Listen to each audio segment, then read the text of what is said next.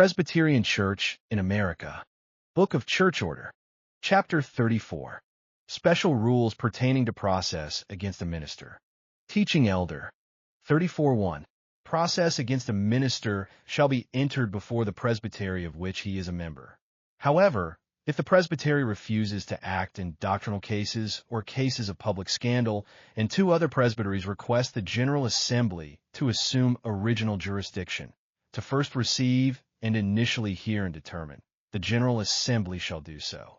34:2. As no minister ought, on account of his office, to be screened in his sin, or slightly censured, so scandalous charges ought not to be received against him on slight grounds. 34:3. If any one knows a minister to be guilty of a private offense, he should warn him in private. But if the offense be persisted in, or become public, he should bring the case to the attention of some other minister of the presbytery. 34:4. A.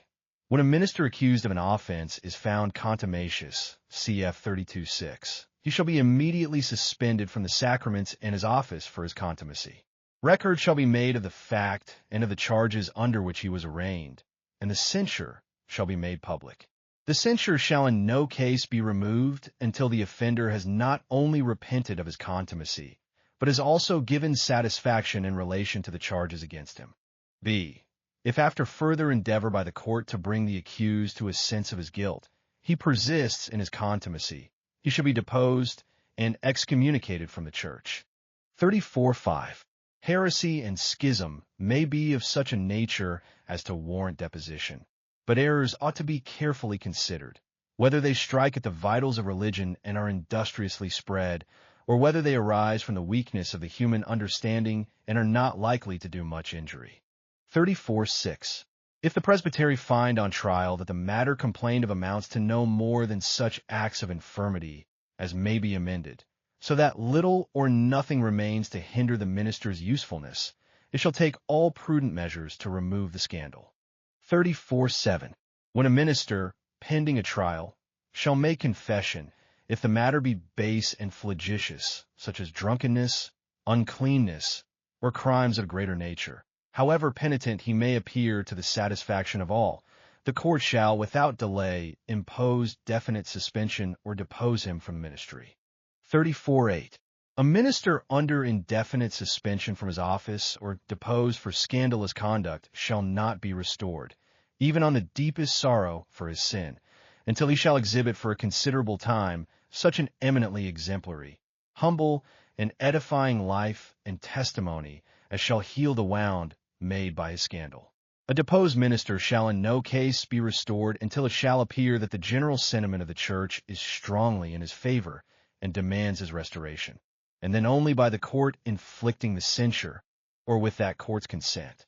The removal of deposition requires a 3/4, 3/4 vote of the court inflicting the censure, or a 3/4, 3/4 vote of the court to which the majority of the original court delegates that authority. 34:9.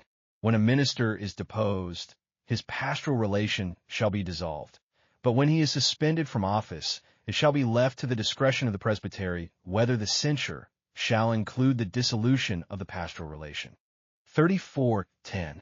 Whenever a minister of the gospel shall habitually fail to be engaged in the regular discharge of his official functions, it shall be the duty of the presbytery, at a stated meeting, to inquire into the cause of such dereliction, and, if necessary, to institute judicial proceedings against him for breach of his covenant engagement. If it shall appear that his neglect proceeds only from his lack of acceptance to the church, presbytery may, upon the same principle upon which it withdraws license from a licentiate for lack of evidence of the divine call, divest him of his office without censure, even against his will, a majority of 2/3 being necessary for this purpose. In such a case, the clerk shall under the order of the presbytery forthwith deliver to the minister concerned a written note that, at the next stated meeting, the question of his being so dealt with is to be considered. This notice shall distinctly state the grounds for this proceeding. The party thus notified shall be heard in his own defense, and if the decision pass against him, he may appeal as if he had been tried after the usual forms. This principle may apply, with any necessary changes, to ruling elders and deacons.